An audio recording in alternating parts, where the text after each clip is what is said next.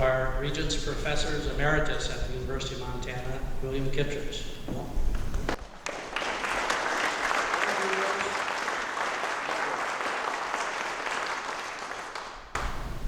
I'm really pleased to be in this beautiful building, kind of beautiful and enchanting building, talking about a wonderful, beautiful, and enchanting woman. An old friend of mine. I met her in 1984, the Elliott Bay bookstore in Seattle once. First, a long time ago, Debra Earling. She was introduced to me by Jim Welch, and she was taking classes from Jim Welch at that time at the University of Washington. Later, she went on to Cornell University and got her MFA. Came back over here, and I think it was 1992, was it? You were hired on the faculty here. I remember talking to the, I was old faculty at that time. I got to talk to the Dean of Arts and Sciences. He said, you know what I'm going to do? I'm going to hire this woman, Debra Earling. He said, do you think that's a good idea? I said, sir, I congratulate you. And I did. In the mid-'80s, a bunch of us, Anik and I and some other people, were putting together a book called The Last Best Place, an anthology of Montana writing. And we're familiar with Debra's work. Jim Welch had introduced it to us again. He was one of the people who was helping organize it. He, or she, had published one story at that point. I remember, I can't remember the name of the anthology. It's some anthology I had my hands on at the time. I loved it, and we all got together. We all read everything and voted on everything, and we all voted, yeah, we got to have that woman. Debra was the youngest woman, or the youngest person. You got in the last best place. I congratulate you for that too, because there were a lot of them who wanted it. And anyway, what do I have to say after that? She went around with us and gave readings all over Montana. I remember particularly what's a great kind of statesperson bar club or whatever it is in Helena, where the governors and senators hang out in. The Montana Club. We got to speak at the Montana Club. It's the only time I've ever been there. Somehow I've never been invited back. A few other things about Debra. In 2003, she won the American Book Award. 2006, she won an NEA grant. 2007, she won a Guggenheim Foundation Award. And I forget, 2002, I think, your wonderful novel, Irma Red, was published. And your Confessions, or whatever it is, of Sacagawea was published, what, in 2000, a couple of 4 or 5 years later. Brilliant publishing history, beautiful one. But the thing I really want to talk about is teaching. I have no idea. It's been 19 years since I taught a class here, pretty much, except for one fall once. But I talk to people around town who go to go as undergraduates, non-degree undergraduates. All they want to do is go to Debra Earling's storytelling class. They do it, they love it. I mean, I've never heard people rave about, it's changed their lives. And so, that kind of teaching, plus whatever else you do, which I'm sure is wonderful. I congratulate you. My dearest friends, and I want to give you a present that Lois Welch gave to me to pass on to you. It's at an honoring like this, a traditional honoring. He got it from the Fort Belknap tribe. That was a publication of Fool's Crow in 1986. And she would love it, and thinks Jim would love it. I'm sure he would, and so does she. If that blanket were passed on to you at this honor. So we're going to do it right now, okay?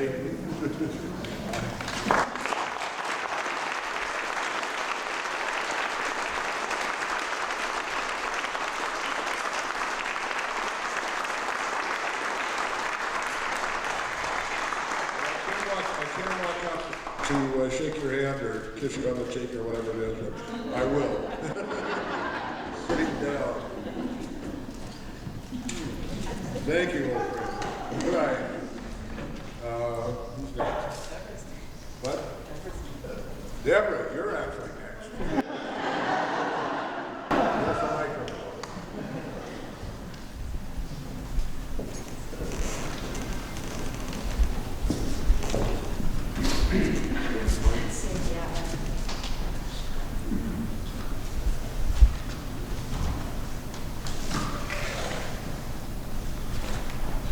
I am grateful and honor all of you who have come here today to celebrate with me.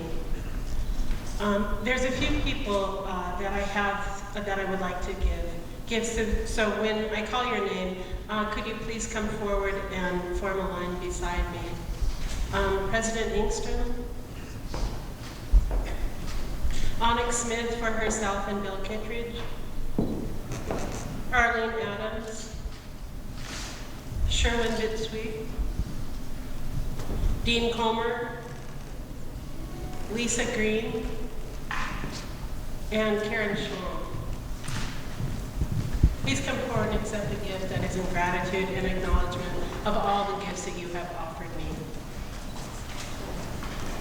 Excuse me.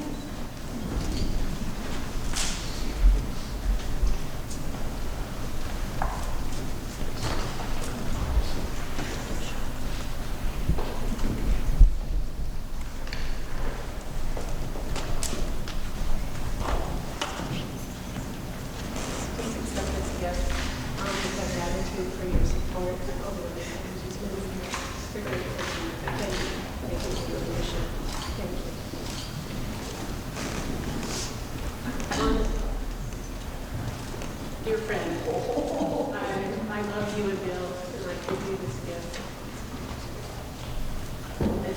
It's a vibrant color.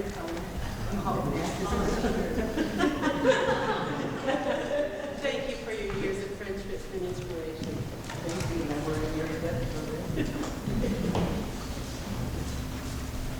Arlene, there are no words to express my gratitude to you, my love for you. But I hope this small gift will compensate in some small way. Thank you. Thank you for honoring me today.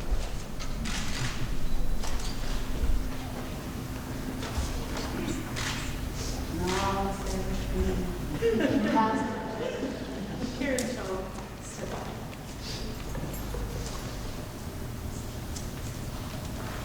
Karen Schwalm. This program would not be, and I know everybody knows this program, our program, would not be the same, and perhaps would not be here without you. Thank you for all your years of support, for all your years.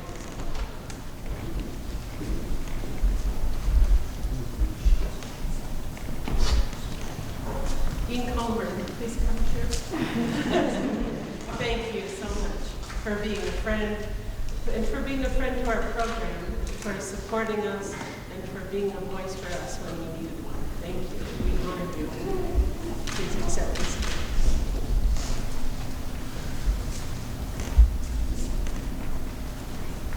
Sherwin, thank you for years of friendship and inspiration. I love you from the moment I saw you, and I love your work. And you've grown to be a man that we all respect. You make me proud. Make me proud to be with you. Thank you.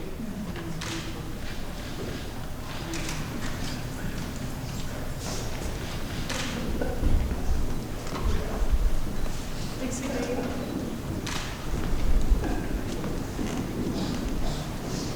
I chose this blanket for you because of the variety of $1 million that it cost, and because in gratitude for your service and for your kindness, for your love and your friendship, and your support of our program.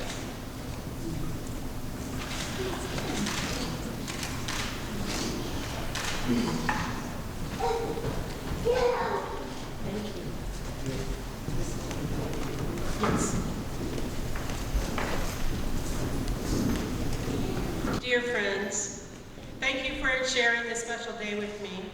I wish to thank President Engstrom, Dean Comer, all the directors of the Creative Writing Program who preceded me, my dear friends, and there's so many here, thank you, and family who stand beside me, and most of all, the many students, past and present, whose accomplishments have made the program not only a distinguished one, but a program forged in hope, astonishing hope and vision.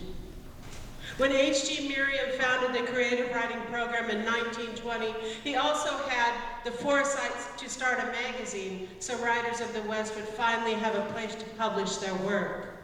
But first, Merriam had to revise the deep-seated and wrong-headed idea that the stories of the West were insignificant.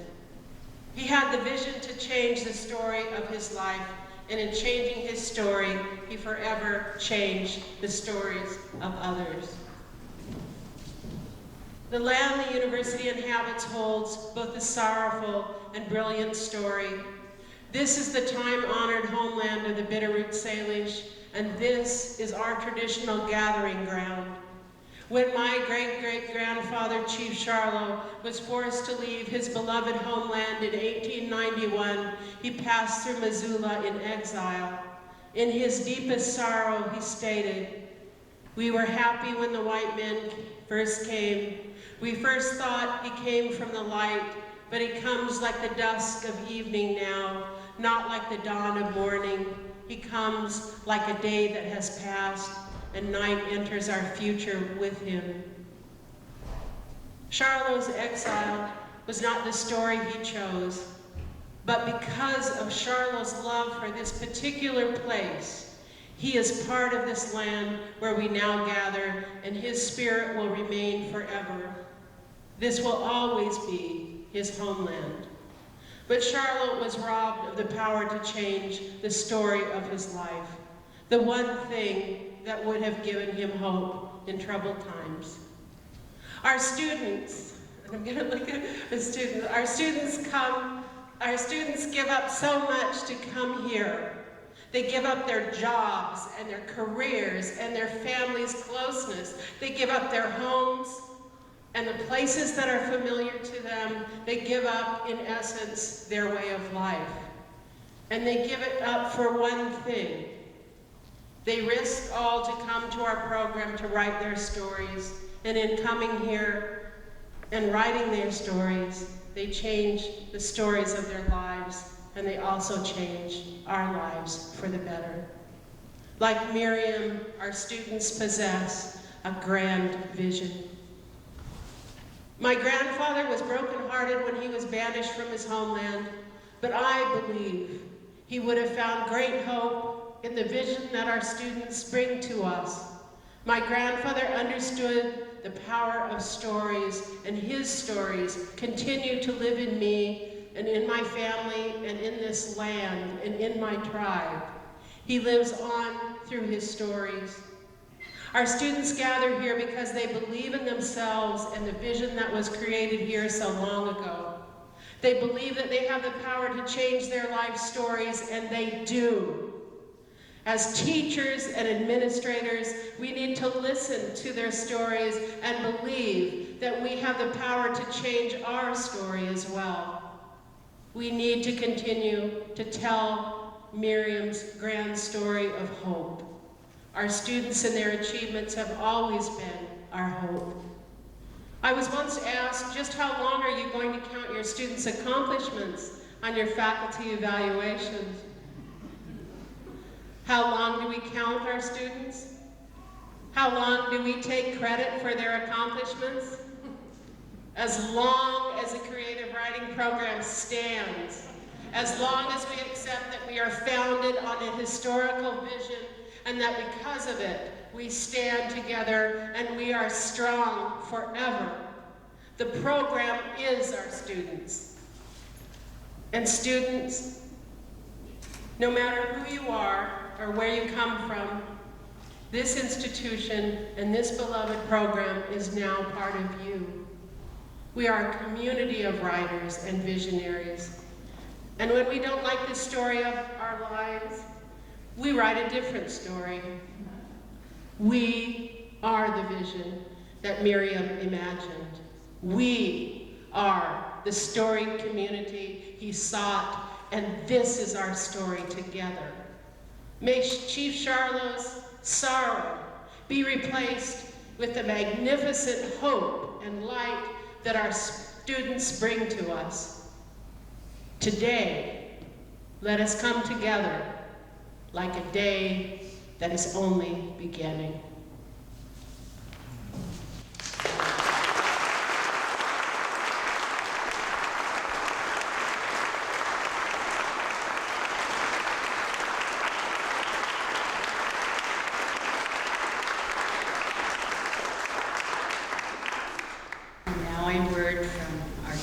leaders of the Salish Kootenai Nation.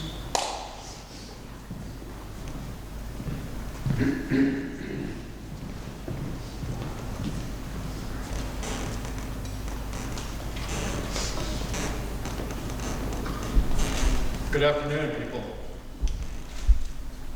My name is Len Tutit. I'm the Vice Chairman of the Salish Kalispé Naka Nation of Flathead Reservation. I'm very honored to be able to participate in this ceremony. And I also want to thank the University of Montana for acknowledging one of our talents and the achievements that she has accomplished.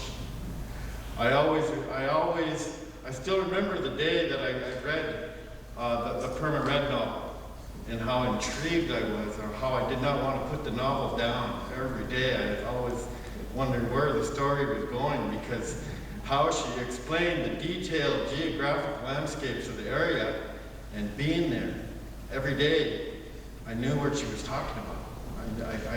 And I could sense all of the emotion in the book. So I've always remembered that novel.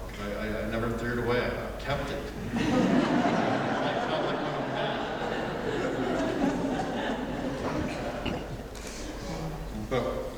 But once again, as tribal leaders and as leaders, we all need to acknowledge the achievements. We all need to uplift the people we serve, and do what we can to always be there for them when we have events like this.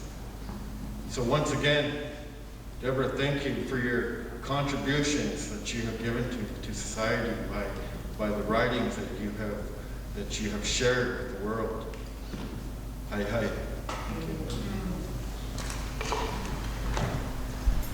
Hasiniakoke, Troy Felsman, Louis Quest. Chineslanti, Tma. Yes, ma'am. Sisius, ma'am, Sisius, Supimeum. Folks, my name is Troy Felsman. I'm from the Arlee District. I'm the tribal secretary as well. But I wanted to tell you, Len made reference to Debra's work with Perma Red, and my dad knew Perma Red. And I can tell you, she was as beautiful as Debra had described. There's no exaggeration. And some of you that might have had her as a teacher, we were teasing earlier when I was talking with her, some of her ancestors in the tribe were extremely well known. And you heard Arlene make reference to a woman called Dirty Butterfly. And that was a real woman. And I can tell you she was known for her sumesh, both for the good, and if you made her angry, kind of scary too. And that was a real person, and I've heard many stories in regards to her. And we talked about her Indian name, Squatskways Apu. That's a magpie cat. And he was a well-known person, as tribal judge as well. In fact, one of the first tribal judges that was appointed back in the turn of the century, about 1900. Because of his rather harsh sentences, regardless of the offense, he got the tag name Old 90 Days. And they were sent off to Dixon, to the tribal BIA jail. So this gives you an idea of what Debra, that heritage that she draws from. There's a reason why she's such an effective writer, because she's got a mountain of material to draw from. And I can't express the pride I have being a member of the tribe to say that she's a fellow tribal member. It's a very special thing, and it's something that we're proud of. And when we travel, we hear, oh, that's Debra Earling's tribe. Yeah, you betcha it is. But in all seriousness, I'm so proud of her, and I wish you all future success as well. Yeah.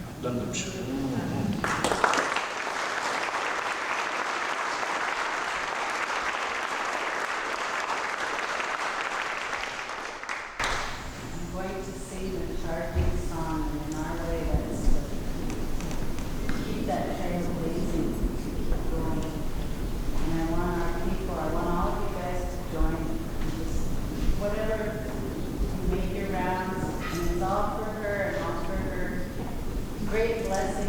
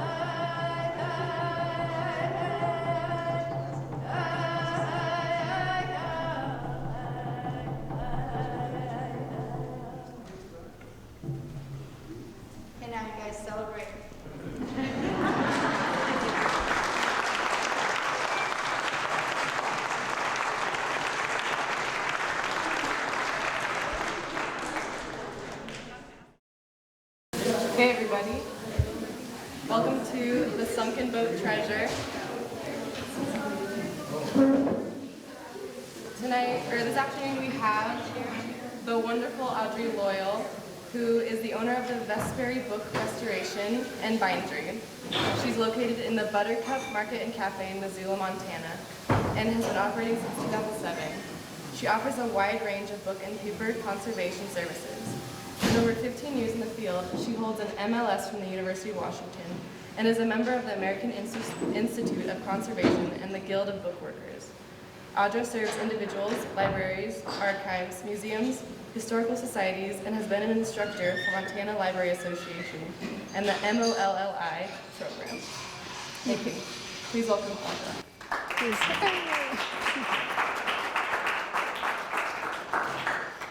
Hello, and thanks everybody for coming. Again, my name's Audra, and today I'm going to talk to you about one of the most elaborately assembled, constructed books ever made, called The Great Omar.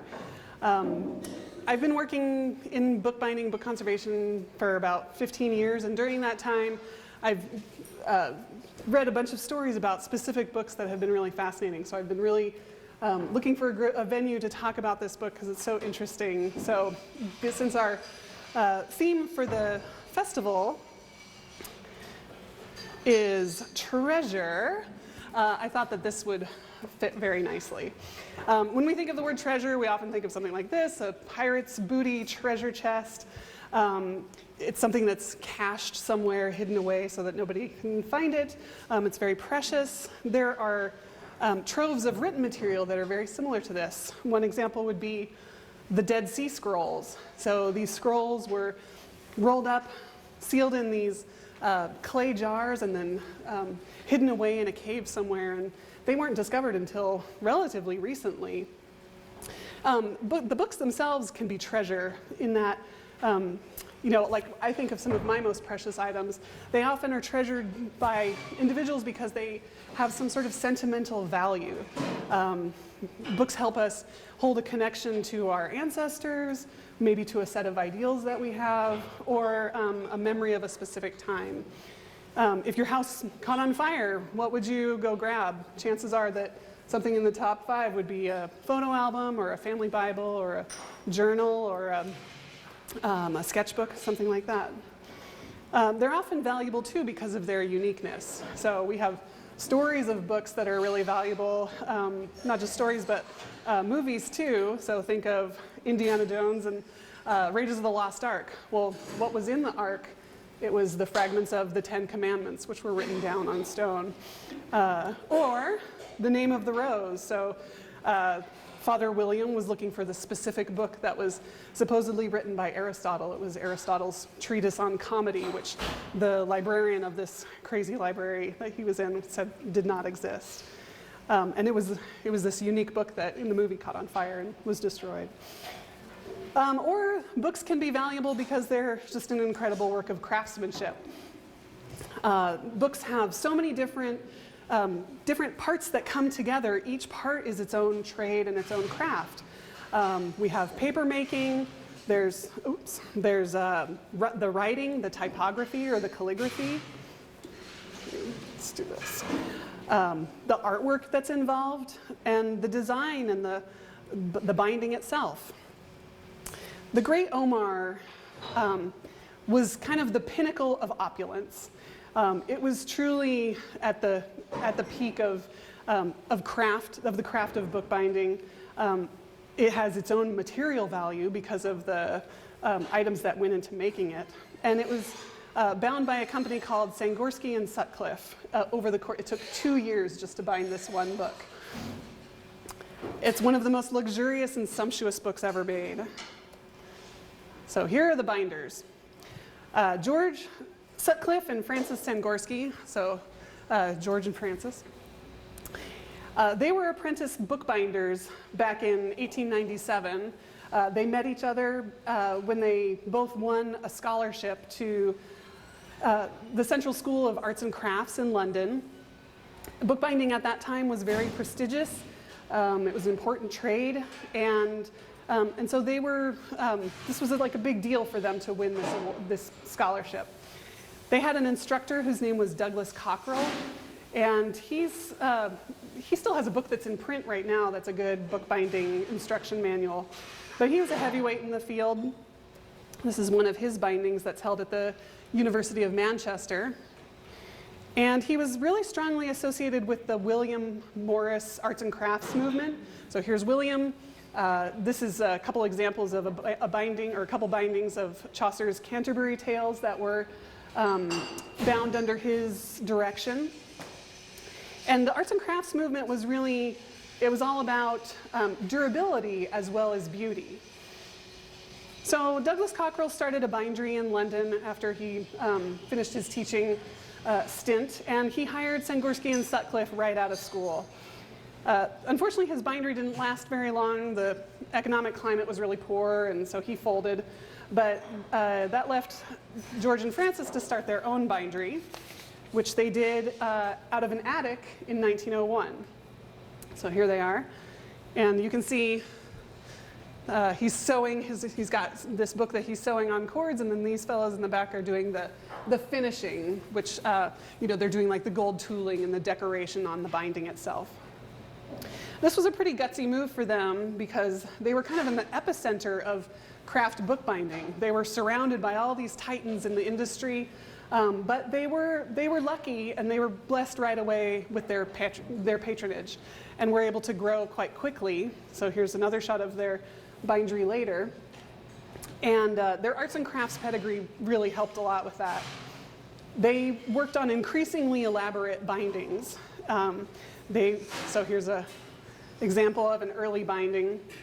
They had a lot of Eastern and Islamic influences in their, or motifs in their binding, and especially peacocks and grapevines were often featured in their bindings. And they also got really famous for the incorporation of semi-precious and precious gemstones in their bindings. So I don't know if you can see in this picture, but each one of these is some sort of gemstone. And so that's kind of what they got famous for. This era, too, was full of wealthy capitalists and titans of industry, especially in America. If you can imagine, think of Henry Clay Folger and his Shakespeare library. So these folks had piles of money that they didn't know what to do with, and so often they went on collecting sprees. And now we're blessed to have these libraries that they left behind. So here's the Folger Shakespeare Library. Or Henry Huntington. This library is down in Pasadena, California, and it's really gorgeous if you ever have a chance to go there. But Huntington was an owner of one of the Gutenberg Bibles. He bought it back in the day for a price tag of $50,000, which in today's market would probably go for about $1.25 million. And that's for one book. He was a backer of Sengorsky and Sutcliffe's binding of this collection of Persian poetry by Hafiz of Shiraz. So again, you can see their peacocks that they really like to do, all the gemstones. This one was probably one of the most expensive books up till that point that they had made. This one had a price tag of 600 pounds, which was about $75,000. In 1908, Francis and George were commissioned by Sotheron's Bookshop. And Sotheron's is still around. They're the oldest antiquarian bookstore in the world. They've been open for about 250 years, and they're still going strong. This is the dealer that Henry Folger got most of his Shakespeare items. And John Stonehouse was the manager at the time. He approached the binders and he said he wanted to have a very elaborate, expensive book made. And this is the instructions that he gave. Do it and do it well. There's no limit. Put what you like into the binding. Charge what you like for it. The greater the price, the more I shall be pleased. Provided only that it is understood that what you do and what you charge for will be justified by the result. And the book, when finished, is to be the greatest modern binding in the world. These are the only instructions. So, can you imagine being an artist and given a blank check for whatever you want to do? So, they decided to bind a copy of the Rubaiyat by Omar Khayyam. Now, Rubaiyat itself, the word means quatrains, and it's a style of poetry. Omar Khayyam was a Persian poet. So here's some of his poetry. He was active around the 1100s, and he was also an astronomer and a mathematician, as well as a philosopher. In 1859, a translation of this collection of poetry came out, and this is kind of the most famous version of the translation of his poetry by Edward Fitzgerald. It was really popular, and it kind of soared into popularity by the end of the 1800s. It's not as popular today, but you can definitely find copies of it at various used bookstores. The reason for its popularity, though, is probably because it had a romantic, slightly erotic style, which was probably a nice break if you grew up in a stuffy Victorian era. So and so you might recognize this one. A book of verses underneath the bough, a jug of wine, a loaf of bread, and thou. Beside me singing in the wilderness, oh wilderness, where paradise now. So, and this is just a bonus. This is, when I was researching this is Omar Khayyam's tomb, which I thought was really an extraordinary, is it a building? Is it a sculpture? I'm not sure. Arts of all kinds at this time were influenced by Orientalism. This was a Western way of portraying, exaggerating, and distorting the differences between European and Arab cultures. It was kind of both at the same time romanticizing and othering of these Eastern cultures. They often had depictions of naked women in harems or boys. And here's an example. This is a pretty famous painting called The Snake Charmer. And what's interesting about this picture is that all of the styles that are represented here are kind of a mishmash. They're not of one culture or another. You see Turkish, Egyptian, and Indian influences all here. The writing on the wall, it's kind of okay Arabic, but it's not authentic. It's not grammatically correct from what I understand. And these sort of Orientalist interpretations were probably more for this erotic titillation in the repressed Victorian environment more than an accurate cultural representation. This was also the era of imperialism and conquest, and Orientalism was this ideology that helped Europeans kind of justify their subjugation of what they considered the East, which was often the Middle East, Northern Africa, and Greater Asia. Sangorsky and Sutcliffe were really big fans of this Orientalist style, especially Sangorsky. He had already bound a number of copies of the Rubaiyat. This is an example.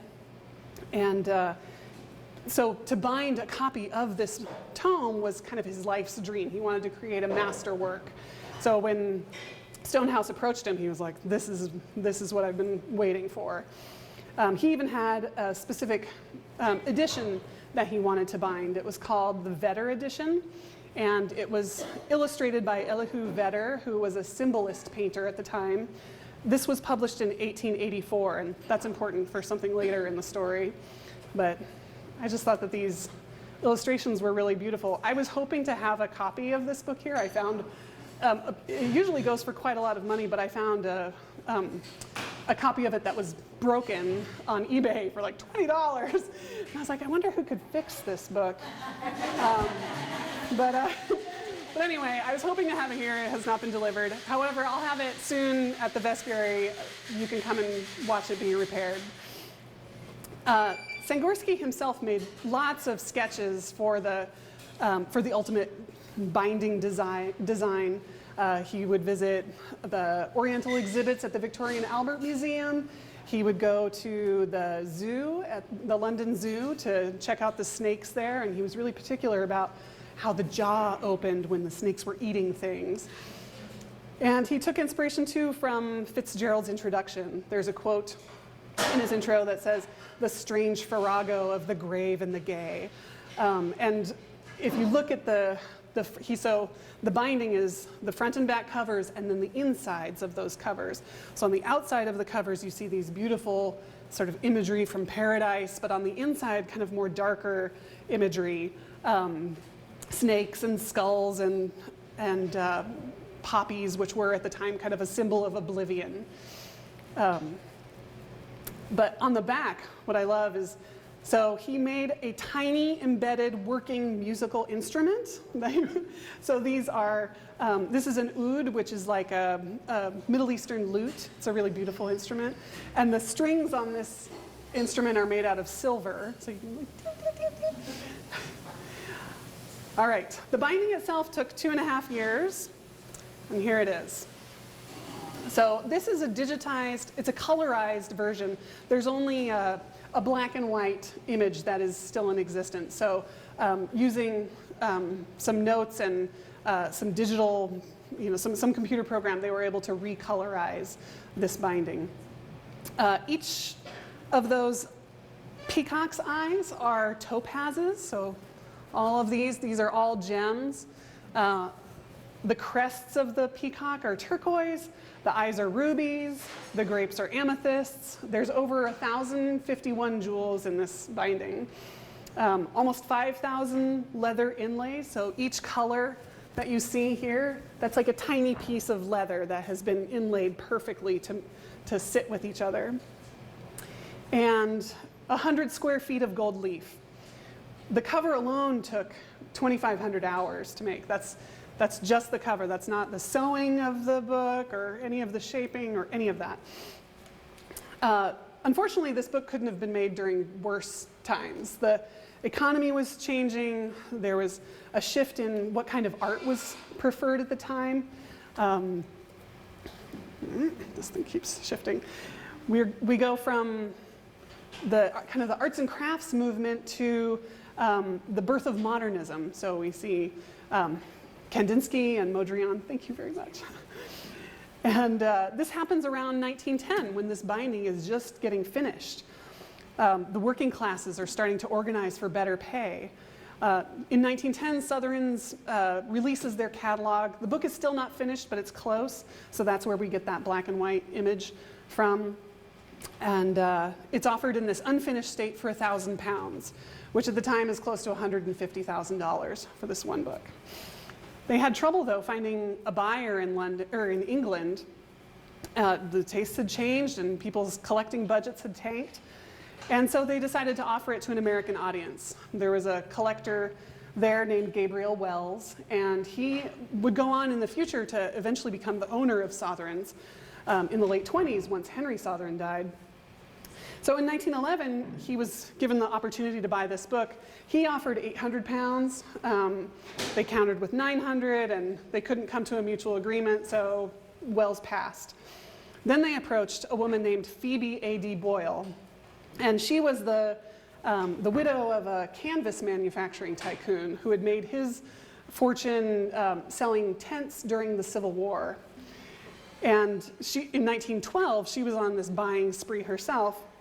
So Stonehouse, the manager of Southern, he took the book and he was going to travel to America to go show her this book. But he got held up in customs once he arrived in America. They wanted to charge him a duty of 25% of the value of this book, which was kind of a lot. And so they had an argument about it because I guess the duty was only levied on things that were brand new. And Stonehouse said, well, this is not a brand new book. This book was published in 1884. Therefore, it falls outside of the scope of this duty. And the American customs agent was like, no dice. So he took his book all the way back to England.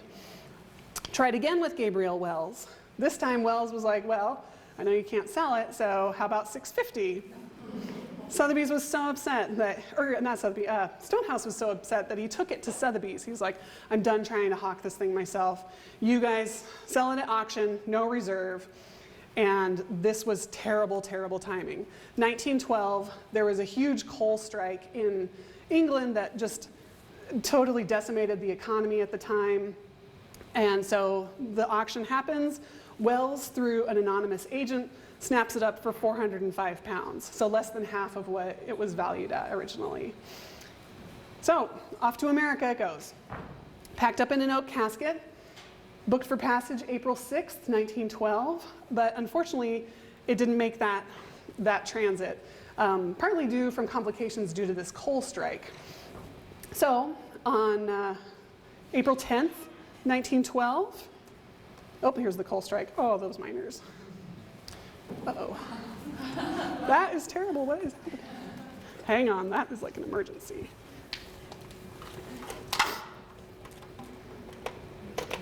There we go. Okay, so that's like this is like the thing. So April 10th, 1912. It boards the next ship due out from London to America, the Titanic.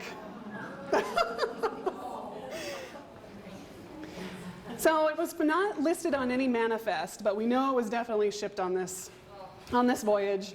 It was probably sent with a passenger to avoid paying duty. There it goes, goodbye. So yeah, it was kind of smuggled by somebody. But it just goes to show that Rose was not the only jeweled beauty to make this transit. And it went down April 15th, 1912, along with all those captains of industry, the Astors, the Wideners, the Guggenheims, all the second and third class passengers, and it really marked the end of an era. Some people thought that there was a curse maybe associated with this book because Sangorsky, one of the binders, I'm sure he was horrified to find out that his book had sunk, without receiving payment. But he remained optimistic. And he knew that the design still existed, so he offered it to, and he said, we can bind it again if anybody wants to pony up the dough. So nobody did. He went for a holiday a few months later after the sinking of the Titanic to the coast. He was taking a last dip before returning home with a couple friends. They were all caught in a riptide. The friends made it. Sangorsky did not. And so some people associated his drowning with the sinking of his masterpiece on the Titanic.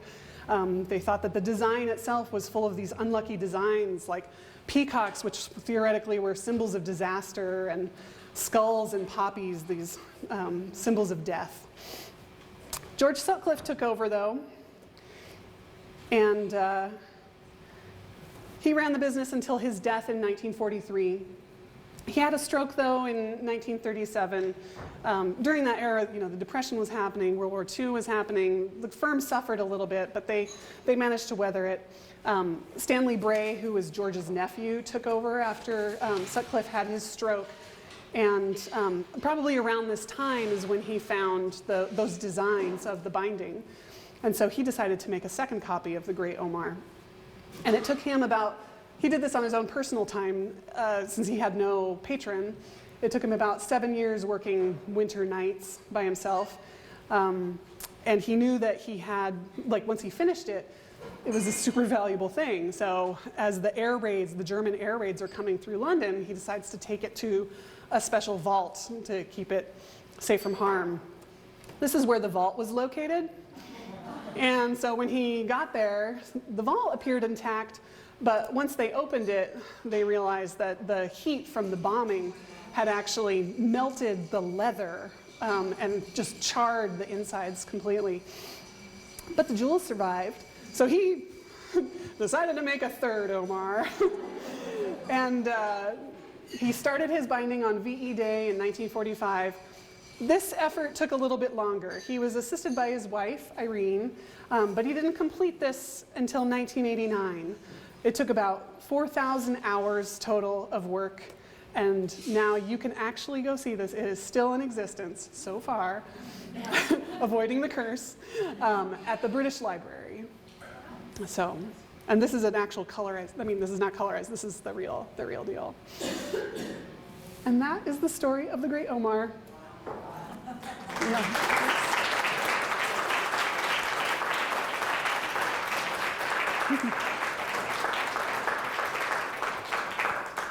And so I'm happy to answer any questions you might have, either about the Omar itself or bookbinding, book conservation. Yes? Have you been there and seen it in person? I've been to the British Library, but I haven't seen this book, no. Yeah. His name was Elihu Vedder. Yeah, no relation to Eddie, from what I understand. But maybe, I don't know. Yeah, yes? What inspired you to do this research project? Well, just in my kind of, I'm a big reader, wide-ranging, lots of nonfiction, and then especially within my own trade. So it's kind of hard to avoid, if you're a bookbinder, it's hard to avoid finding out about the Great Omar. And so come on, when you hear that this incredible book went down with the Titanic, it was like opening a Pandora's box. So, yeah. There's actually, there is a really great book. This is about the whole firm, the Sangorsky and Sutcliffe firm, but they have a chapter in here on the Great Omar that was really useful and interesting. But you're welcome to come and kind of page through this. There's lots of examples of their other bindings in here. They're extraordinary, so I recommend it. Yeah. Do you see another research project in your future? I do. There is a book called the Voynich manuscript, which is it's a medieval manuscript, early medieval manuscript. It's full of these images that are hand-drawn. They appear to be botanical, but it's kind of this mysterious conundrum of a book because the writing in it it's in code, and nobody has been able to crack this code to this day. And so it is like a giant puzzle that people are trying to figure out. They're like, what is this? Is it like a spell book? Is it a botanical book? Is it an ethnobotany book? They don't know. And it's really weird. It's a really weird book. I love really weird things. Yeah. Yes? What creates the light blue and the feathers? Is it dye? It's probably dyed leather, is what I would think. Yeah, I don't think that's a gemstone of any kind. But yeah, there's lots of different kinds of leather here. Like even this purple here, the purple on the peacocks themselves. I'm pretty sure that's a dyed leather. Yes, Molly. Shrink up, the leather shrink up, and then what was the glue that they used? And then the leather, when it dries. Sure. It probably was some sort of animal hide-based glue. I've heard that binderies could have been kind of smelly back in the day because they had a pot of bunny glue on the fire, and that glue has to be hot. So, but bookbinder leather, like it's treated in a specific way so that it doesn't stretch and shift and stuff like that. Yeah. Yeah. Yes. It's one of those creative projects that boggles the mind. Yeah. And I'm wondering as a binder, if you yourself had conceived of a book that was so outlandish that you'd like to make it, you're not going to go there yet. Only if I find the right patron. Yeah. Well, let's see. 1.25 million is what it was. No. I'm just Yeah, no, it's impressive. I mean, just the fact that they could even entertain, like they had the skill to entertain something of this magnitude is just absolutely blows the mind. I didn't quite catch what happened to the man who originally said, carte blanche, do what you like. Right. I don't know. What happened to him as a patron? Well, I mean, I think he was the manager at Southern's bookstore. But yeah, what he did after that debacle of not being able to find the right buyer, I mean, he was kind of inept too, because initially some of the people that he sought out to buy the Great Omar had totally different tastes. They were much more interested in very, very simple bindings, more restrained. He knew that their budgets had been obliterated too, so it was like, why did you even bother going to talk to these people? But he did anyway. Yeah, I don't know if he passed away or if he got so fed up with the book business that he decided to become a dentist or something like that. Yeah, I don't know. Yes? Sorry. Oh, no, you're great. It's a three-part question. Yes. How did your fascination begin? When did you decide that With this one? career? Oh, with bookbinding. Yeah. Yeah. And how many notable libraries have you been to? Okay, part one. I've always been a book nerd. I want to get that tattooed on my knuckles, I think. So my first job off the farm was working in a one-room library in my hometown of Solvang, California. Then when I went to, are you from Solvang? Do you know Solvang? Oh, very good. That's pretty close. Yeah, so when I went to school, or college, I went to UC Davis. I needed a student job, and so I went straight to the library and first worked as a kind of a shelving monkey, but they took a lot of us through this training into the preservation department. And it was kind of like the Wizard of Oz, where you go from black and white to color, and I was just like, whoa, these cool machines, like all these big cast iron pieces of equipment, and it was just such an amazing craft. And so I cornered the supervisor of that department one day in the elevator, and I demanded that she hire me, and which was great. She and I are still friends to this day, and it was, so I worked there for 4 years, and it's interesting because my degree is actually in zoology, but I so enjoyed working in the conservation department there that I just kept coming back to it over my life. And when I moved here, there was a position open at the Mansfield Library. So I worked there for 8 years and kind of simultaneously started my own business and then just kind of shifted over.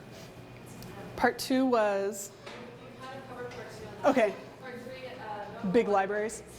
Huntington, British Library. Let's see. I mean, not a lot, unfortunately. I've seen like the Book of Kells that was on display at an exhibit somewhere in Edinburgh when I was there once.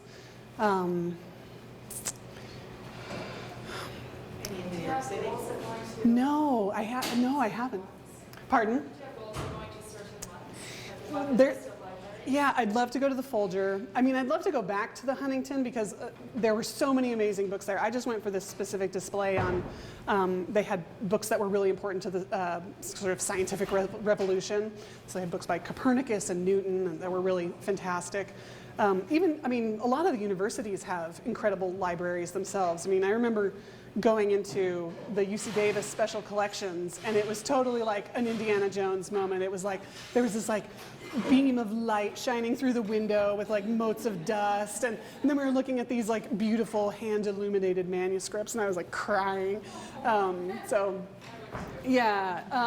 love to go back to London. I'd love to go back to New York City. There's a lot of smaller private libraries in New York City too that have lots of really amazing books. So, but honestly, like even the smaller, just more humble college libraries, they often have like I would say even go to our own archives and special collections and say like, hey, can you just show me some cool stuff? And they will be delighted to go and fetch you some neat things. Yeah. Yeah. So I have two questions. One is, are the images that we see in this presentation, are they images of the real chapters of this story? So, for example, the first image of the book that you showed us, is that from the original version that's The first colorized, it's because it's from the Southerns catalog. They took a picture of it that was in black and white and then printed that in their catalog. So that's the only image that we have of that book. And then recently I think Southerns, they had a poster where they did the digital recolorization of that original image. So, yeah. And then I'm kind of mystified by the fact that this is so unique of a historical manufacturing artistic venture, because you think about the wealth that exists on the planet. Yeah. And the number of ornate things that you can look up on the internet that people have done over centuries of industry captains and everything since the vast wealth of really on mass. Yeah. Which could go back thousands of years if you can scale it dynasties.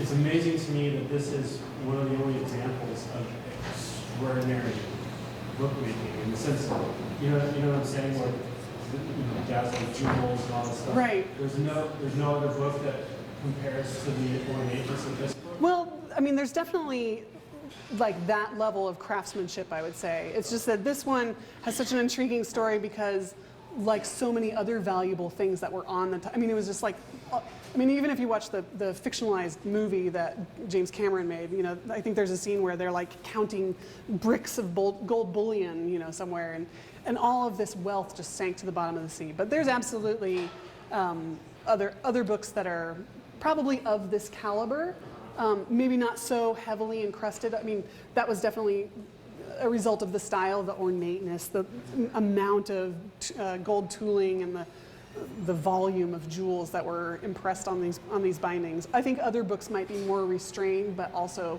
had that level of skill. So, yeah. What kind of binding what kind of binding style was it? So it was probably bound on, I was looking at some of their images from their workshops, and just knowing how books of that era were bound, it was probably signatures, which is folded gatherings of paper that are sewn over cords. And so let me find that slides for you. There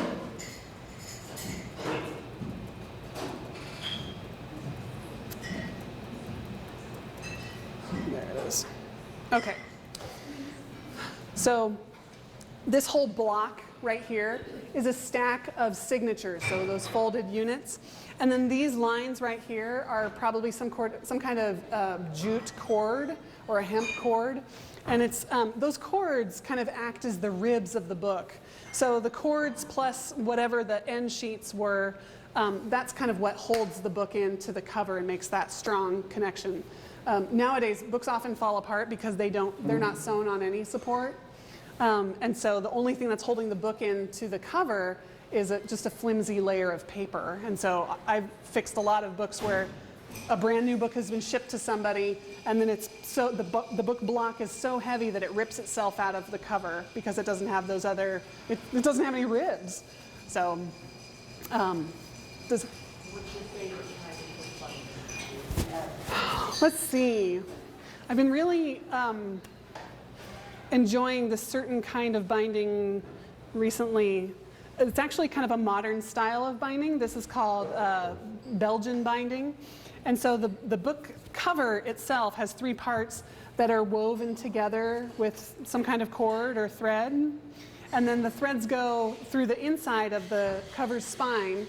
And then when you sew the book in, you kind of weave in between those threads on the inside of the spine. So I have a couple. I have hardbacks of this, and then I have some paperback versions of this also. But I just like the design that it makes.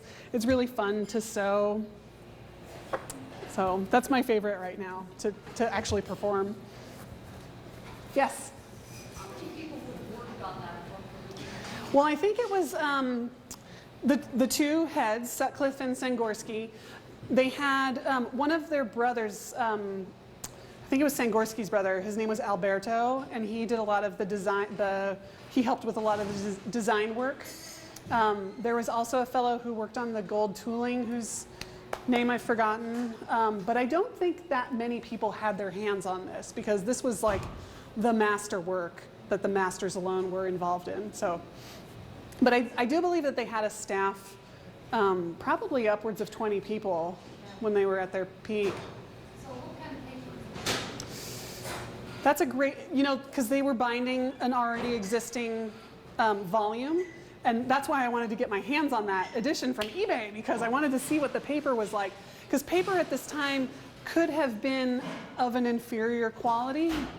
If you go back before 1850, paper was made out of some sort of fiber, like cotton rag or linen, which has a nice long fiber that's very strong and durable. But right around 1850, we start making this transition over to wood pulp paper, which has a much shorter cellulose chain. It makes it much more brittle and fragile and much lower quality. But because it was so much cheaper and easier to use and prevalent, like it was just all over the place and easy to get, a lot of people were using wood pulp paper instead. So my guess is that it's on wood pulp paper. Might not be as high quality, but yeah, I'll let you know. Stay tuned. I'm so curious about the curse. Yeah. So I have a couple questions. Was this something that was actually press, or was this amongst the people in the inner circle? And number 2, was this binding so much importance that it was a topic of coverage? It was, and I was trying to get. There's actually some articles in the New York Times. If you go to their archive, you can look it up. Yeah, way back. I mean, when the Titanic sank, there's a small article that says like, elaborate binding sinks with the Titanic. I was trying to get a screenshot of it, like of the actual newspaper clipping, but I couldn't find it. I just found the HTML version of it. But I do believe that the curse was probably talked about in the press to some extent. So, yeah, I mean, lots of people knew about this book, and I think we're following its change of ownership. Yeah. I think you should adapt that dress code. That is so funny that you think. I've actually been thinking about that. Like, we've been watching Penny Dreadful, which is like set in this era, and I was like, I think I need to wear like suspenders and like, sort of denim blue shirts rolled up at the sleeve. Yeah, see? Oh, and I did want to also mention, speaking of that era, Montgomery Distillery has made a special themed drink from this era called the Fine and Dandy. And so, $4. And yeah, I'm going to try one. And yeah. Yay.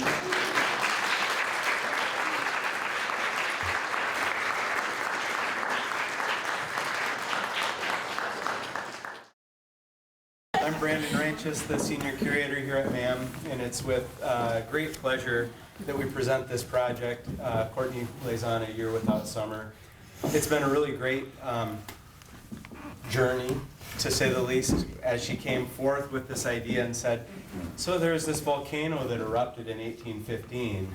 We thought, all right, well, how is that going to work for us? And very quickly, she spun this, masterful tale that resulted in this fantastic artwork that you see here.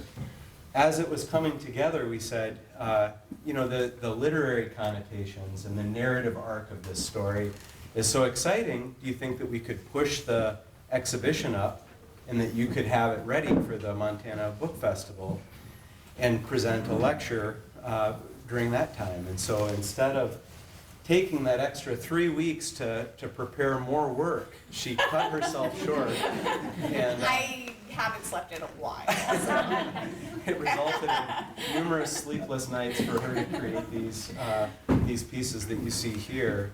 And it was really an amazing journey to see how she took on this you know, large-scale museum solo exhibition and really pushed herself in terms of content and approach and scale to come up with the work here. So without further ado, I'll turn it over to Courtney, and please help us give her a warm round of applause and welcome.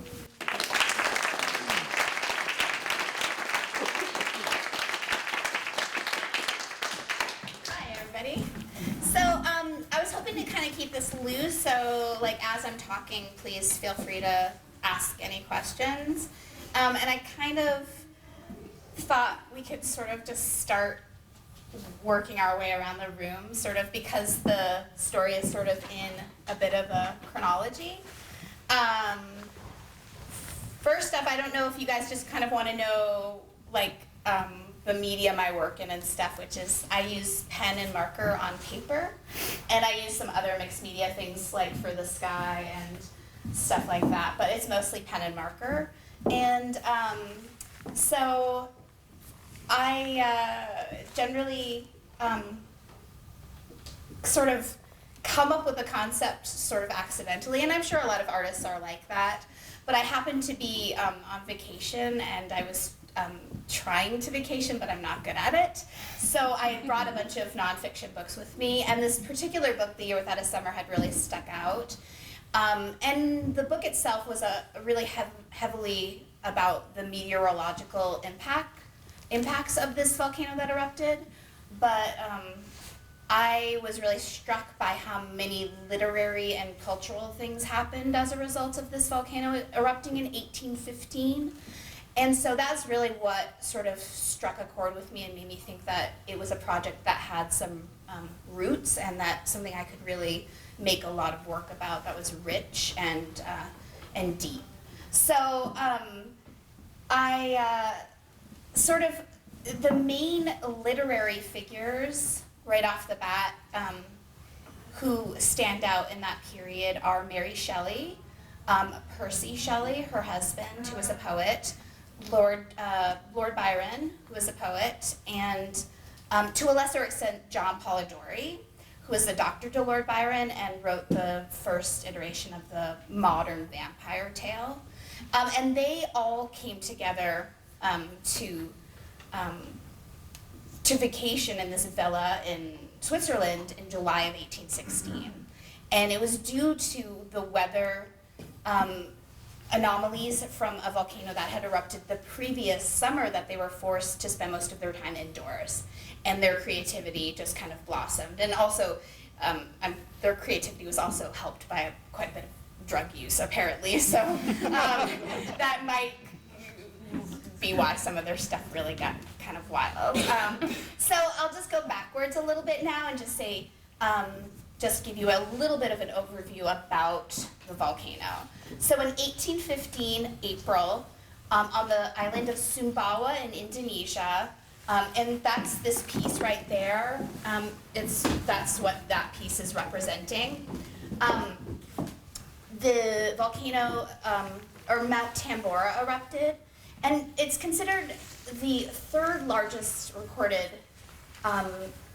volcano in the whole world, but it's the first largest witnessed volcano. So we've not seen another one that's been that large before or since. And so this piece really just documents the event, and I brought a lot of sort of the myths and the legends that the people sort of talked about when they were trying to explain to themselves why this devastation would be brought to their island. The reason that this is even known at all is because Stanford Raffles, who's the gentleman with the little orangutan by his side, he was the governor of Java, the British governor of Java, and he actually was able to, he left a first-hand account of the eruption. So,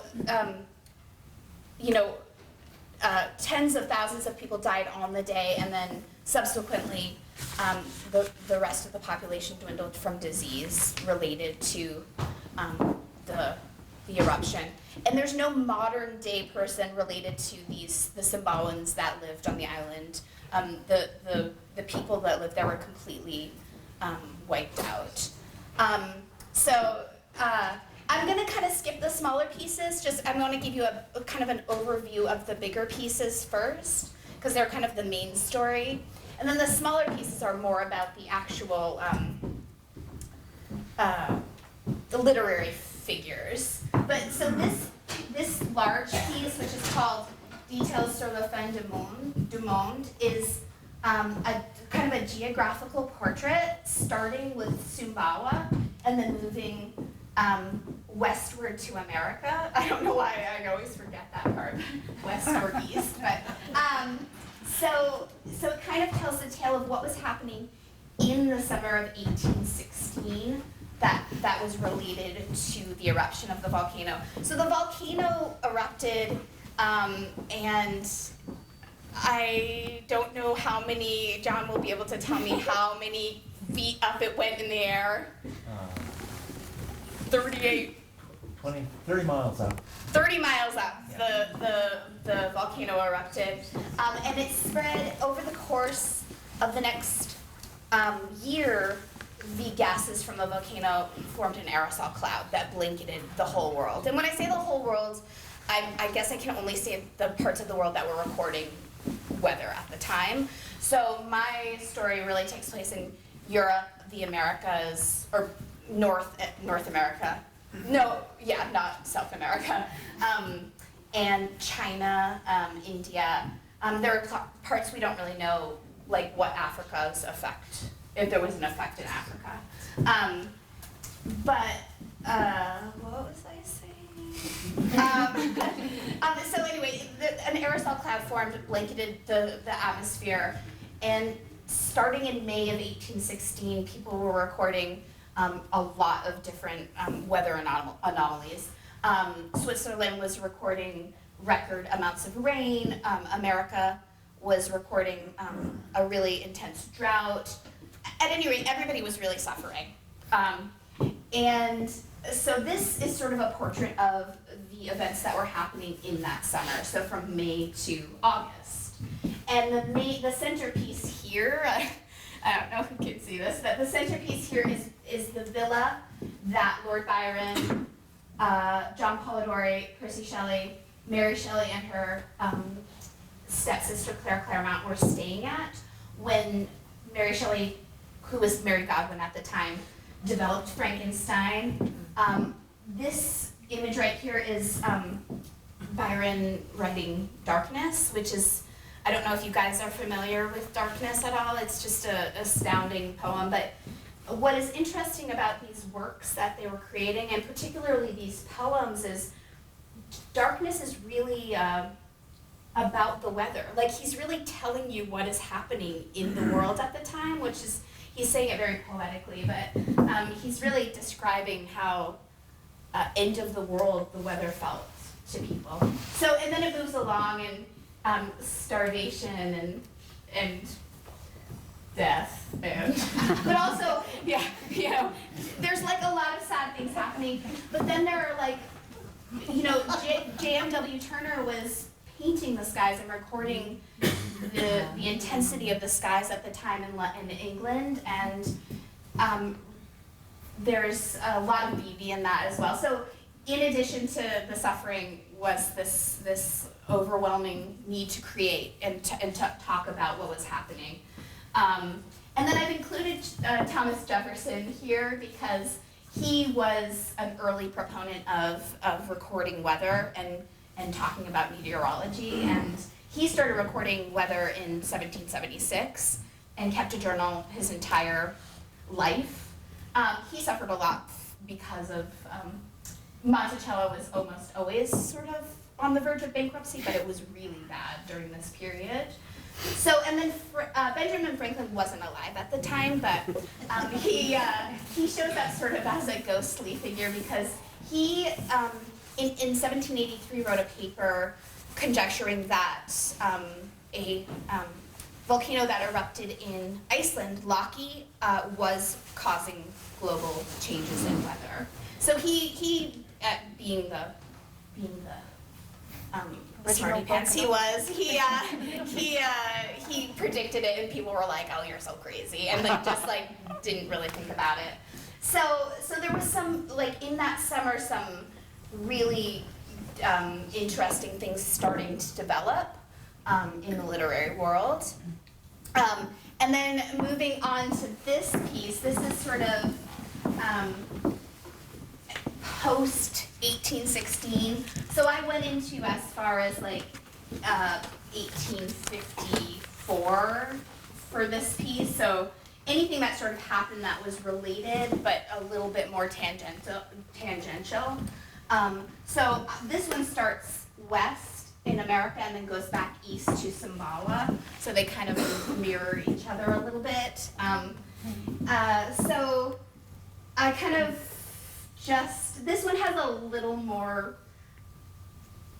playfulness to it, I guess, in the dance of the, yeah, I don't know, that's hard to say when it's a bunch of that, but there's more sort of movement to it. And this whole scenario right here, in 1832, a journalist called Heinrich Heine, he wrote this story about going to a masquerade ball with all these harlequins, and I'm paraphrasing now, but he one of the harlequins unmasked himself and revealed his blue face, and suddenly he realized he was dying, and then like people just started to drop like flies. Like it was like a really intense party where lots of people died. And at the end of the night, they were just throwing the bodies out the door. And just because people were dying like a lot, so they were just like, oh, another one. And I'm sure it wasn't that funny, but in my idea that I just wanted to give it kind of a I don't know. I mean, I just worked really hard on that, so I think by the end it was really funny to me, like the whole dance of death, and drawing Harlequin outfits is really fun. Yeah, so like anyway, and other things were happening, like Karl Dreiss in Germany invented what he called the Luft machine, which, and you speak German, you'd be able to say it better. Luftmaschine. Yeah, there you go, Luftmaschine. And that's because like people were starving, and so either their livestock was starving, or they were eating their livestock so that they could survive. And so he was developing a type of machine in which you didn't need to rely on an animal. And I mean, it didn't go very far. I think like it wasn't the greatest design, but you can still see examples of it. It's a pretty interesting idea. Yeah, so this kind of goes back east, and then in China, his name's Liu Yang. He started out being a scholar, and then went back to his roots as a farmer. And when he went back to farm, he realized that there's no farming to be had. I mean, people were devastated, people were dying. And he went sort of back into this ancient form of poetry called the poetry of the Seven Sorrows. And I don't know what dynasty it's from because I can only hold so much information in my head, but it was an ancient form of poetry. And the Seven Sorrows are the five senses plus the twin injustices of, no, the twin something? Emotions. Twin emotions of injustice and bitterness. Anyway, so he started to write these really powerful poems about the people and the devastation that was happening in China, in particular the Yunnan province at the time. And by the time I imagine this happening, the opium trade was pretty much the only thing sustaining the Chinese people. And there's some estimates that say that up to 75% of the people farming opium were also addicted. So it's a pretty, yeah, you shouldn't ever use what you sell or something, right? But they were. But it's also at this time that opium did start to kind of make its way more into Europe and things like that, and you start to see more of that kind of creeping in. And then I kind of talk about India a little, which also suffered quite a bit from cholera. So there's two main diseases that happened during this period, cholera and typhus. Cholera happened all throughout Europe and India. And then typhus, although it happened several places, was really prevalent in Ireland. And the poverty was so intense there that they were just not able to really ever clean or to be clean or to change clothes, and they were living in close quarters. So typhus is a disease that is passed along from person to person, and cholera is a waterborne thing. So you can see like this pattern down here is I've kind of taken the pictures of microscopic cholera plankton and just drawn them as a pattern because they're actually kind of pretty and yeah, they're kind of pretty and they're kind of like benign when they're not. They need the right set of circumstances to sort of boil up and become something more. And then during this period as well, the Northwest Passage was opened, and this had to do with the melting conditions after the cold, after the kind of little ice age that preceded it. And then kind of in Switzerland, modern climate science was sort of born, and people were really starting to understand ice and things like that. And this is just a sort of Pied Piper of death going up into Mount Doom. That didn't happen, I just made that part up. And then I don't know if I'm gonna just briefly talk about the future piece, right, or the present piece. And so this piece really is just kind of mostly imaginary, but I used the Seven Sorrows in this piece, and so in this piece I kind of wanted to use a modern iteration of that, so I used the Seven Deadly Sins. So I used wrath and the gluttony, sloth, greed, pride, and lust as a way to kind of talk about our current conditions. And I only skimmed the surface. I mean, obviously, like, there's a lot more to be said, but I wanted to talk about cloud seeding, which is the idea that you can take a plane full of sulfates and blast them into the atmosphere, and it will cool the temperatures and thus save us from global warming. I also kind of wanted to talk at least a little bit about terrorism. I don't know how much I wanted to talk about it, but I did want to kind of use that as an idea. And also just the idea of plastics and how much plastic is polluting our oceans. Glaciers melting, polar bears not necessarily surviving. And then I kind of use this sort of phony sort of idea of like, I imagine this to be kind of like California, like with one of those houses that's like all like glass looking over a big cliff. But then it's like, just like that, like all these animals are like encroaching because we've taken their habitat away. And then I had to get Benjamin Franklin into this one, so there's just a pile of Benjamins. And although I realize pride is also a sin, in my mind these people, this sort of twin pair of pride are a little more about the future or something, like maybe they're thinking ahead. They feel pride because they're being smarty pants about it, I don't know. And all the people kind of have these screens also. I didn't want to like show cell phones or people talking on cell phones, but I did want to sort of remind people of our addiction to that sort of thing.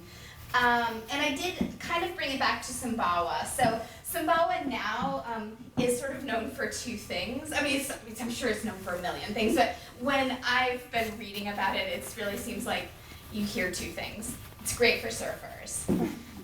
People love to go to Sumbawa to surf. And so I made this kind of plastic Ken doll surfer guy.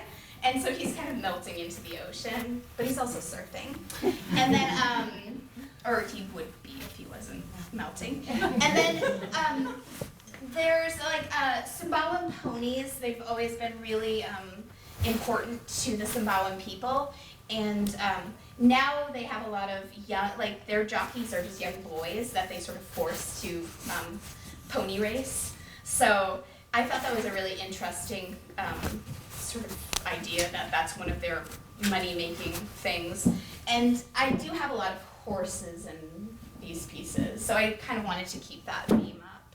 So that's kind of the main pieces are about that, and then all the smaller pieces really delve more into the literary characters that I really responded to. And so over there, the two pieces between those two big pieces is young Lord Byron and young Mary Shelley. And I think they both had extremely interesting lives. And, Lord Byron became a lord at the age of 10. And it was title only, like he was gifted a abbey, but the abbey was an absolute, it was just a ruin. And he lived in this ruinous abbey with his mother. And he loved animals, and he had a pet wolf and a pet bear. He showed an early ability for gambling and boxing and just being in general, smacking girls in the bottom with cricket paddles. And but he did start writing very young. I mean, like that was a constant in his life. And one of his first poems was about the death of a young girl that he was in love with. I mean, I think he was always in love with something or someone. And so I used sort of his family crest as the basis for this piece. His family crest was quite beautiful, and it said Creed Byron, which is trust Byron, which I wouldn't trust Byron. But, yeah, so that's sort of that piece. I just wanted to show him as sort of petulant and entitled, and but he always wrote, so he was always doing that at least. So this is Mary Shelley, and I don't know how much you guys know about Mary Shelley, but she had two really famous parents, William Godwin and then Mary Wollstonecraft. And Mary Wollstonecraft died, I think she was 11 days old or something. She was very young when her mom died, but Mary Wollstonecraft was a philosopher and very well regarded. So Mary Shelley grew up in a household that was very open-minded, sort of open-minded. But she was given a world-class education at a very young age, and she was deeply moved by Samuel Taylor Coleridge, and Samuel Taylor Coleridge would come to her father's house to read, and her favorite poem was The Rime of the Ancient Mariner. And so the idea of the albatross, which is a big symbol in that poem, really meant a lot to her, and I've used that as sort of a framing device for this piece. And if you come up close to these, I've like made all the little titles of her, of like maybe books that like meant something to her. A Vindication of the Rights of Women, which was her mother's book, and Her father had a series of books, juvenile libraries, dramas for children. So you can kind of see like that sort of thing in there. And you know, like she fell in love with Shelley at 16, and they declared their love for each other at her mother's gravestone. So she had a pretty cushy life. I think it was once she left home and went out into the world with Shelley, things got a little bit trickier for her. Yeah, so those are them young, and I can just talk about them old. This is giving me practice with my shoes. So this is her old, and I wanted to keep the same sort of metaphor of the albatross, but this time with the albatross not in a mating dance, but more just as in the poem, he's been killed, or she, I don't know if it was what kind of albatross it was, but she lost 3 of her 4 children and Percy Shelley, and this was all before she was 25, or I mean very young. She had a lot of tragedy very young in her life, but she also, I think she wrote Frankenstein, and she also wrote The Last Man, and those are the 2 that are very well regarded, but she wrote her entire life. She never stopped. She had a very rich career. Nothing was that well regarded, but she always continued. And I don't know if this is true, but her children, or her son, the surviving son, said that he found Percy Shelley's mummified heart in her writing desk, wrapped in the poem Adonis by him. So, and Adonis is the poem that he wrote when John Keats died, and he was very influenced by John Keats. So, I don't know if that's true, but it's a good image, and I put it in there anyway. So we'll just say it's true. So, Lord Byron, when he was older, I mean, he traveled all over the world, but he never returned to England after a certain period, and he ended up living in Greece, and that became his adoptive home. And he had a wild menagerie. This isn't even, I couldn't fit as many animals as this guy had. He was abusive of people and hard to be around, but he really loved animals, and he always had dogs and monkeys, and so I kind of wanted to talk about that a little bit, and then sort of bring in the idea that like he became a hero to the Greek people. He really helped them fight for their independence, and she's just kind of representative of the many loves that he had. And the title of this is Mad, Bad, and Dangerous to Know. And one of his most famous lovers is Lady Caroline Lamb. And she wrote Glenvarn, anybody know? Glenvarn. Yeah. She wrote this book that was about him, and she had a lot of things to say about him. But she loved it, like she was addicted to him, so she's the one that kind of coined that term. And then moving on, I did, this piece is about Percy Shelley, and Percy Shelley died quite young too. When they were living in Italy, he shipwrecked, or he didn't shipwreck, he just drowned on his boat called the Don Juan, and the Don Juan is a title of a poem by Lord Byron. There's a lot, you know, they were in quite a club with one another. I mean, they really all loved each other. So, and he apparently, and this might not be true, but he apparently died with a John Keats poetry book in his pocket. So in this one, I just wanted to, Percy Shelley was married and he had kids and he had a lot of tragedy in his life, but he didn't really care about anything. He just cared about himself and his writing. Like that was his main drive in life.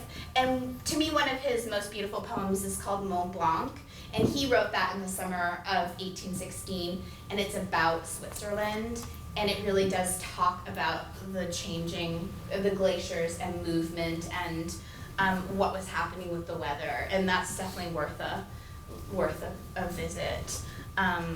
He wrote so much that it's hard to I mean, considering how young he was really doing a lot of writing. So then I have John Polidori, and so John Polidori was the doctor to Lord Byron. Lord Byron had a club foot, so I don't know if he was doctoring that. I just feel like, I want to say doctor in quotations. He was a doctor, but I don't know what he was doctoring on Lord Byron. Maybe he was just there to administer the drugs that they were taking. I'm not really sure. But he was quite a handsome man, and he didn't, but he was just klutzy. Like, he was always tripping and spraining his ankle, and they nicknamed him Polly Dolly, or they'd call him Poor Polidori. But he was madly in love with Mary Godwin, who wasn't Shelley quite yet. And he would do things like jump out windows and try to impress her with flowers, and he'd just sprain his ankle, and they'd say, "Oh, Polly Dolly, poor Polidori." So he died he actually took his own life at 26. He was riddled with debt and very lonely, and he didn't want to be a doctor. He had wanted to be a monk. He was none of those things. But he wrote during the period in 1816, The Vampire, which is really based on Lord Byron. I mean, he was, as enamored with Lord Byron as everybody was. And so when The Vampire was published, the first edition said Lord Byron on it, and boy, was he sore. I mean, that was just another nail in his sort of like sadness coffin.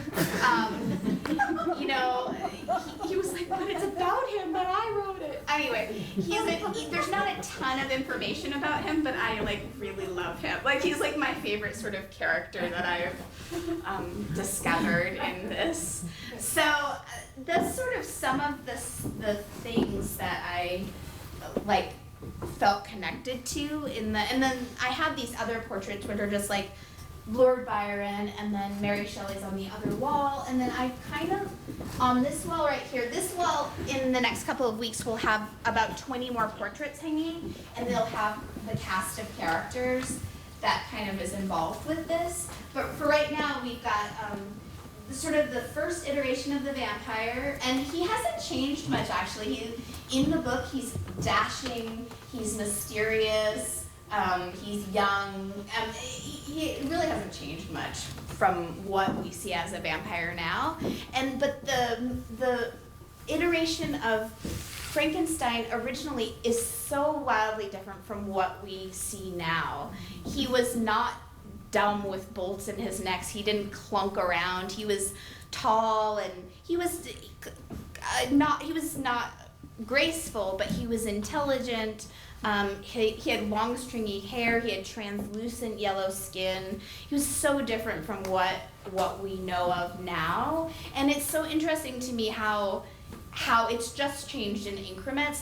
First he had a little bit of a hunchback, and then suddenly he was wearing these crazy shoes, and then suddenly he had some bolts. I mean, it's really changed over a long period of time, but this is sort of what I imagine when I read Mary Shelley's words, that's what she meant. And there's another interesting connection between Mary Shelley and cholera.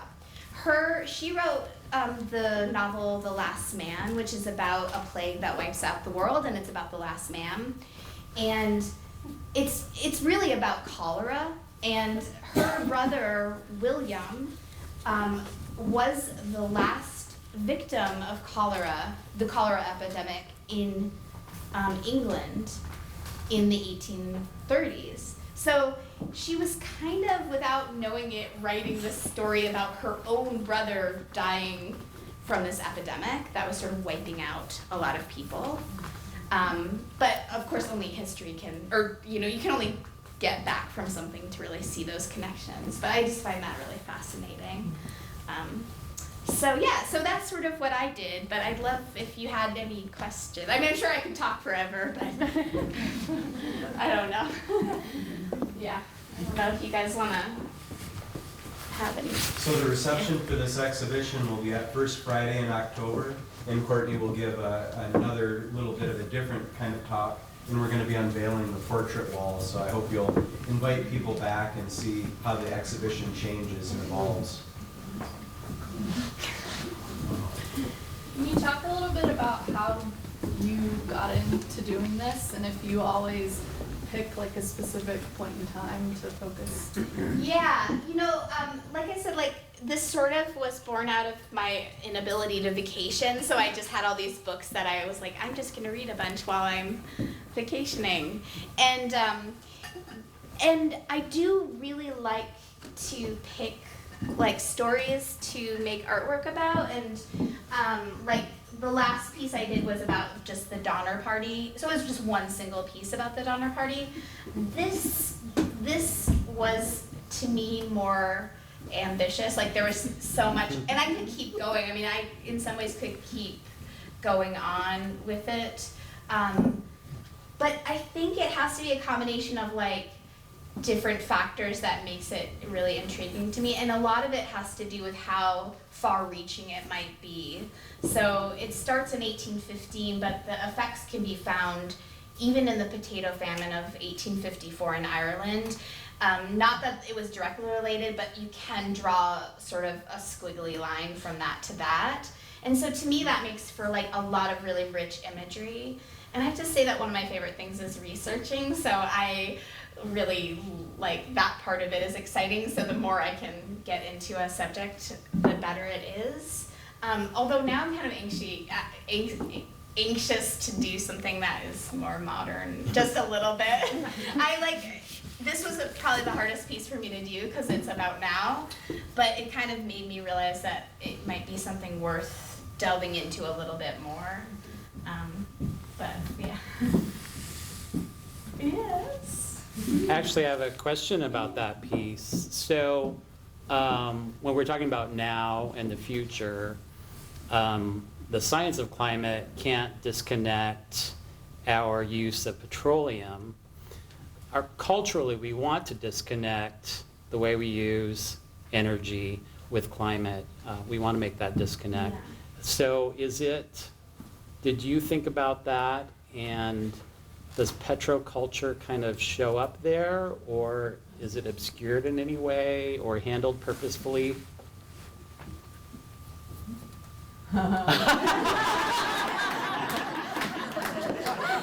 I'm sorry.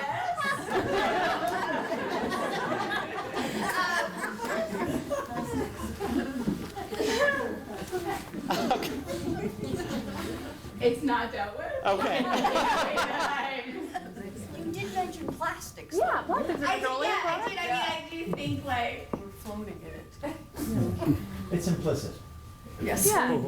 It's implicit. I didn't want to obscure it. I do, yeah. But I didn't know really how to unpack any of this. Like this was just really, I don't know. The present and the future both seem like a big fat mess to me. So like trying to identify what to talk about was really, and I needed the artifice of the 7 deadly sins almost to just kind of like get into the whole subject. So cool. As an illustrative artist, and you're illustrating a story that you've read about, where do you see yourself within these pieces? I guess in some ways it's just in the sheer number of hours I have spent drawing them. I don't know if I can. It's interesting because I was thinking about this recently, and I think because it's all I do, it is who I am, and therefore like it is me. But I don't know if I identify as, I can't say like this is a personal thing that I've included, but because it's actually the only thing I ever do, I think it is me. And so it's kind of become its own, my life is sort of not that interesting because all I do is draw. And so it's interesting in my head, and it's exciting to create, but like, I don't have a lot going on other than this. I feel like this is who I am. And then in that way, I think if you're that intimate with something for 300 or 400 hours, it is reflected in just, is that better than it's implicit answer? Yeah, I mean, I definitely don't talk about things that are like super personal to me, but I'm also that's not my thing as a person anyway. Yeah. Courtney, may I interject here? Yeah. I think the way in which you appear in these pieces is that you are drawing the lines. You're drawing the lines between everything. Only you and your view of only you and your research is able to make it into this sort of, all of this has been realized and it is all connected and I see it. I see the web. Yeah, maybe that's it. Maybe it is just the crafting of the web of connections that maybe is there. Thank you. Maybe it is just that, like, that I'm sort of trying to make connections that don't necessarily, they're not necessarily there. They're just kind of my own imaginations about things. And I'm only picking webs that interest me, right? So, yeah. Yes. Do you think of your art as storytelling? I do, yeah, I do. And actually, I am only really inspired by stories and things. Like, I almost never look at art, and I love looking at art, but it doesn't inspire me to do my own art. But if I read something, that inspires me to create something that comes from my brain. So I do see it as storytelling. I do also think that, or I'd like to believe that maybe somebody could just look at the work without knowing the story and it would have its own set of meanings to that person. I don't know if that's true. It is. Mm-hmm. Yeah, I mean, it would be nice that somebody could just decide what it's about if that's... You should turn it around and have people write works to your pieces. Oh, that would be interesting, yeah. Yeah, does anybody want to take that on? Either just make up your own narrative about it.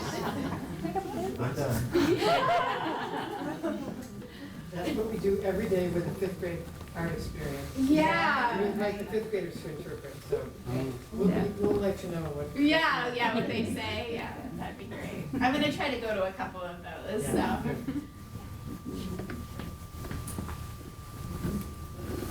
How do you create the images? Do you make sketches and then make a sort of a big plan? Yeah, and I actually brought, I can just show you a couple pages. I brought my sketchbook just so you can kind of see what, how I kind of work. I'm like a big note taker, so I, like for this piece right here, I don't know if you guys can see, like, I'll take like a million tiny little notes. And then I'll start, as I'm writing the notes, I kind of start to see connections that are important to me. And for the smaller pieces, I don't really need to sketch them out, but for a big piece like that, just to save time, I try to solve the riddle of the composition here. And once I do it here, then I don't deviate too much, mostly just for time reasons. If I got too fiddle-faddly with it, then I'd be still in my studio working. So I take a lot of notes and then I kind of just sketch out but like this one I couldn't really figure out, so you can see my sketch is like a lot weaker. Like I was just like, and then there's gonna be like a swirl here. And even my notes aren't that good on that one. But this one, and I didn't mean to mention that this one, which is called Welcome to the Pleasure Dome, is really, really influenced by Samuel Taylor Coleridge's poem Kubla Khan. And I don't know if you guys know Kubla Khan, but it's just beautiful. In Xanadu did Kubla Khan a stately pleasure dome decree, where Alph, the sacred river, ran through caverns measureless to man, down to a sunless sea. It's absolutely gorgeous. And Samuel Taylor Coleridge was such an influence on Mary Shelley, and then also all the Byron and Shelley, and so I felt like using him for the modern or the present sort of piece was a good way to keep things sort of cyclical in a way. Mm-hmm. So, yeah. Well, let's say thanks to Courtney, and if you have further questions, just pull her aside after this. So.